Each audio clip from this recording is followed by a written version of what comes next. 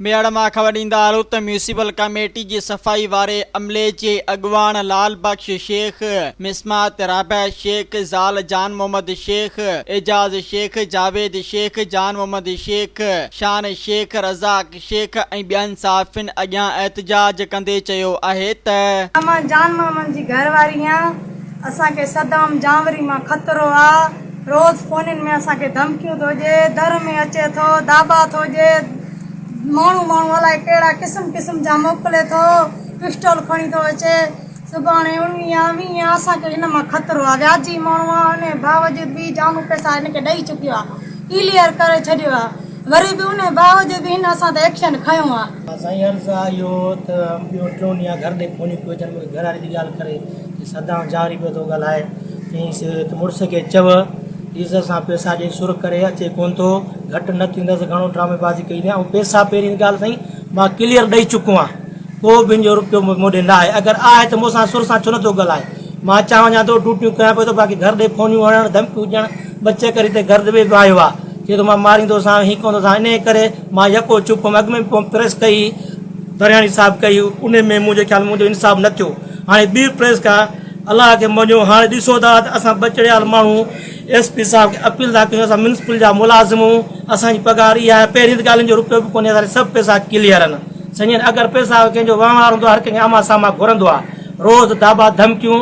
ऐं ॿियो त असांजो जेको म्यूनिसिपल जो सदर आहे फ्याज़ अली, असांजो जावरी, उहो सपोर्ट थो करेसि।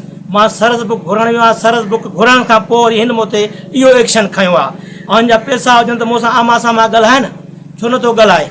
ऐं असां अपील था कयूं फ्याज़ खे त भाउ खे सपोर्ट न करे। असां अॻु में बि चयोसीं भाउ खे सम्झा, ईअं न करे। असां बेआजबी थो करे, असां सरकारी सरस बुक अलमारियुनि में पिया आहिनि, उतां कढी असांजा भाउ खे थो ॾिए। वरी जेको अगरि किस्त नथो ॾिए त उन्हनि जी पघारियूं उतां बि कटराए थो। एॾी दादागिरी न थींदी आहे जीअं हिननि ॿिन्हिनि भाइरनि कई आहे। हे ॿियो चकर आहे, मूंसां नाइंसाफ़ी था कनि। सदाम जावरी असां सां हरू भरू बि ॾाढा ई थो करे, ऐं पैसा पंहिंजा वठी बि वञे थो, पोइ बि असां ते केस थो करे, ऐं दरनि ते अचे थो, गारियूं थो ॾिए, गंद थो ॾिए।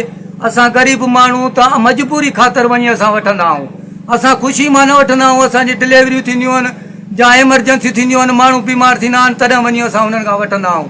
हाणे उहे पैसा ॾी बि वञूं था, पोइ बि असांखे माना हे डबल व्याज हयो वेठो आहे, जो डबल किस्तियूं कयो वेठो आहे, जो पंहिंजी माना मन मर्यादी कयो वेठो आहे, ॾाढाई कयो वेठो आहे, कंहिंजी ॿुधे कोन थो।